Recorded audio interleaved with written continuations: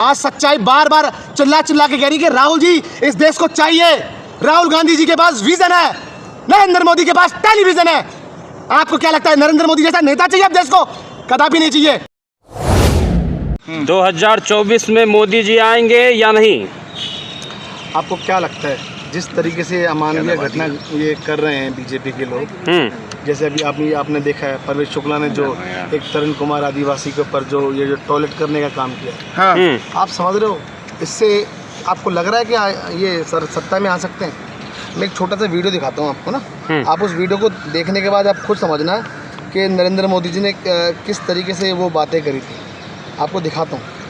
कौन सा वीडियो दिखा रहे हो? मैं आपको दिखाता हूँ, उस वीडियो को जरूर देखना। माइक के पास लगा। लेकिन 2024 के लिए विपक्ष में विपक्ष के एकजुट जो है दरार होता हुआ नजर आ रहा है, जिस तरह से महाराष्ट्र से आई है खबर एनसीपी को लेकर के। देखिए मैं आपको उसने टॉयलेट किया था, एनएसए लगाया गया उसके ऊपर। तो मैं ये कहना चाह रहा हूँ, सुनिए, ये ऐसा क्यों हो रहा है? कि सत्ता के नशे में चूर चूर क्यों हो रहे हैं ऐसा? ऐसे भाषणबाजी भी कर रहे हैं।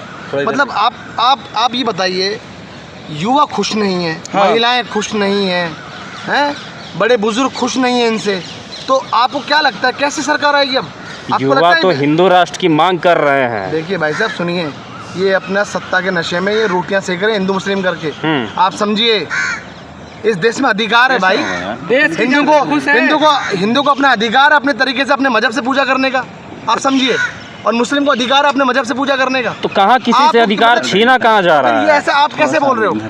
हिंदू खतरे में है? अरे भैया देखिए सुनिए, नहीं हिंदू खतरे में नहीं, युवा चाहते हैं कि भारत जो है वो। युवा नहीं चाहते, रोजगार की तलाश में 10 सालों से बैठे हुए हैं। पहले उनको झुंझुना पकड़ा कि हम रोजगार देंगे 2 करोड़ हर सालाना। क्या हुआ 2 करोड़ रोजगार का?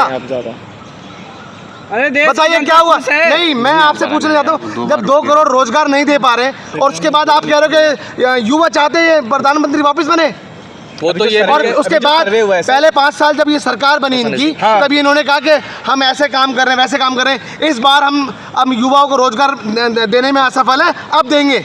ये बीजेपी कहती थी, युवाओं ने फिर उनको मौका दिया और फिर क्या हुआ? अब ये फिर दोबारा तीसरा मौका लेंगे। भाई साहब सुनिए, युवा चाहता नहीं है ये सरकार आए। अग्निवीर दे दिया इनको 4-4 साल के लिए। थोड़ा सा नीचे। तो लोग तो खुश है ना अग्निवीर से, युवा खुश। कौन कहता है अग्निवीर से खुश है? अग्निवीर में लोग आप मुझे बताइए, सुनिए, शुरू होने से पहले नौकरी खत्म हो जाती है भाई 4 साल के लिए। अरे इससे जनता को, देश को बहुत ज्यादा। अभी देखिए बीजेपी के सांसद हैं रवि किशन, और उनकी बेटी जो है वो अग्निवीर बनी है। क्या कह रहे हैं? बीजेपी के सांसद हैं रवि किशन और उनकी बेटी अग्निवीर में गई है। देखिए सुनिए, मैं आपसे कहना चाहता हूँ, ये बीजेपी के जो लोग हैं ना, ये इस तरीके की मनगढ़ंत चीजें करते रहते हैं। अरे आप अपने बच्चों, अगर आपके बच्चे नौकरी लगे नहीं लगे, सरकार में हो, आप चाहो तो उनको जो मर्जी कर सकते हो। आपने देखा ना, बिना परीक्षा दिए लोग IAS ये बना रहे हैं, UPSC क्लियर कर रहे हैं, जनरल कैटेगरी। आपको पता है ना कौन कर रहा है? आपको पता है सरकार कर रही है और क्या कर रही है? अरे भाई मैं आपको बता रहा हूँ, ये कुछ भी कर सकते हैं। आज सच में बता रहा हूँ मैं, युवा परेशान है। आज बताइए, आज़ाद भारत के इतिहास में आज 120 रुपए किलो, 140 रुपए किलो टमाटर बिक रहा है, और उसके बाद कह रहे हैं कि जनता खुश है। कह रहे 9 साल 400 रुपए किलो अदरक बिक रही है, 800 रुपए किलो क्या नाम है ये धनिया, और ये सारी चीजें बिक रही है। 9 साल सर अगर टमाटर महंगा हो गया तो बेमिसाल बता रहे हैं। हाँ, तो टमाटर की उपलब्धि बताओ ना सर। टमाटर महंगा हो गया तो आप बोल रहे हैं अगर सस्ता हो जाए तो फिर किसान मरेंगे। मैं क्या कहना चाहता हूँ, आप समझिए, आज हकीकत बता रहा हूँ मैं, जो देश की हमारी जो महिलाएं हैं, उनका किचन का सामान बहुत मुश्किल हो रही है उनसे। आप समझिए, उनसे चल नहीं रहा, घर नहीं चल रहा, बहुत परेशान है वो। महिलाएं तो ज्यादा खुश है। नहीं, अब कोई खुश नहीं है बॉस, कोई भी खुश नहीं है, सिर्फ ये आप लोग बोल रहे हैं खुश है। आप एक बार सुनिए, मेरे से आप सुनिए, मेरे भाषण के बाद, ये मेरे से बात करने के बाद एक बार जाइए, आप पूछिए उनसे। अरे भाई साहब, वो उन्होंने शिक्षा भी इतनी महंगी कर दी, वो फीस नहीं दे पा रहे लोग, नौकरी छूटी हुई है, महंगाई हो रही है। सर महंगाई तो पहले भी था। बताइए क्या महंगाई था? मैं पूछना चाहता हूँ, मैं आपको 4 चीज़ें बताता हूँ। तेल कितना रुपये महंगा था बताइए? 80 रुपये किलो तेल था, 200 रुपये किलो है। सर 10 साल का गैप। 20 रुपये किलो चीनी थी, आज 45 रुपये किलो है चीनी।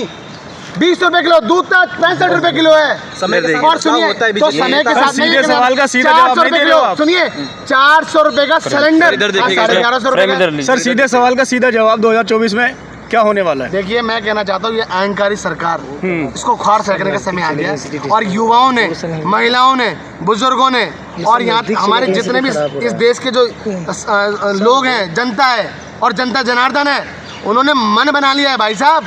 ये बात क्या आप आप जो 2019 मर्जी में कर लो, ये बात आप 2019 में भी कहते थे और बीजेपी फिर सरकार बनाई थी। 2019 में भी ये बात कही थी। जी बताइए। आप कर्नाटक में भी आप तमाम लोग ऐसे ही कह रहे थे कि कर्नाटक में दोबारा सरकार बन रही है। क्या हुआ? आपने राम जी के नाम से वोट मांगे, आपने हनुमान जी के नाम से वोट मांगे। अरे भाई साहब ये जनता जानती है, बार बार नहीं होगा।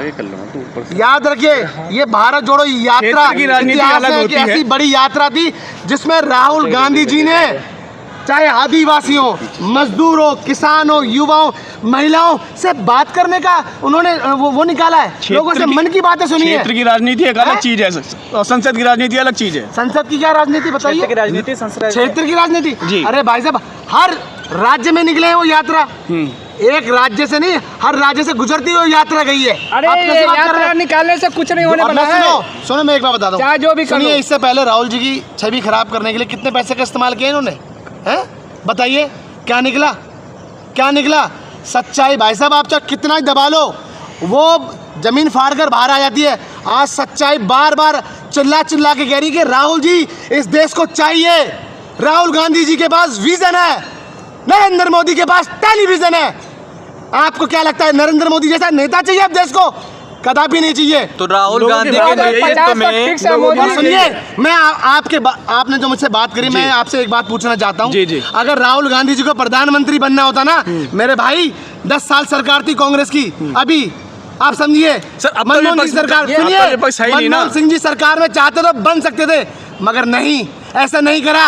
तो अब क्यों भूख नहीं है नरेंद्र मोदी की तरह, ये तो सत्ता की भूख नहीं है। आज अब 10 राहुल साल- गांधी जी का 10 साल में क्यों आप मुझे याद आई? बताइए, आज सांसद है राहुल गांधी जी। 10 साल में याद क्यों आई? सुनिए मेरी बात सुनिए, खत्म होनी चाहिए मेरी बात। आप बताइए राहुल गांधी सांसद है अभी, इस देश के आम नागरिक हैं, मगर सुनिए गांधी परिवार है, हमेशा से इस देश की फिक्र होती हुई है। अरे शहादतें दी हैं भाई, क्या बात कर रहे हैं? बताइए बीजेपी का कोई एक मक्खी एक मच्छर भी मरा है तो मुझे बताइए। 9 साल से कहाँ क्या बात थे? कर रहे हैं? 70 साल पीछे चला गया। सुनिए आप सुनिए राजीव गांधी जी को देखा है?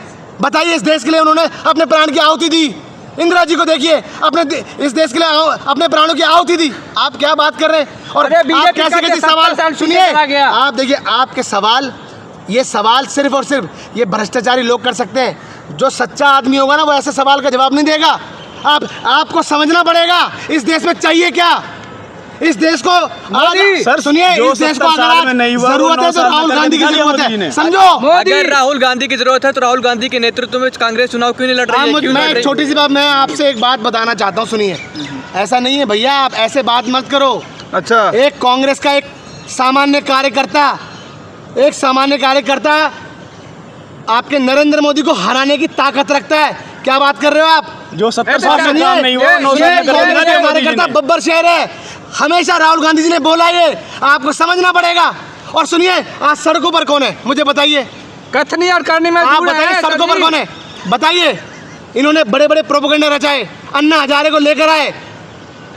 आप बताइए आम आदमी पार्टी, अरविंद केजरीवाल भी सत्ता में आए, कुछ नहीं निकला। ये तो आज चोरों लोगों का को पार्टी है। सुनिए लोगों को पता बीजेपी अभी लोगों को UCC पता को लग चुका लेकर है। क्या ये भैया क्या कहोगे सुनिए, UCC पर? बीजेपी की बी पार्टी है वो, आम आदमी पार्टी। BJP UCC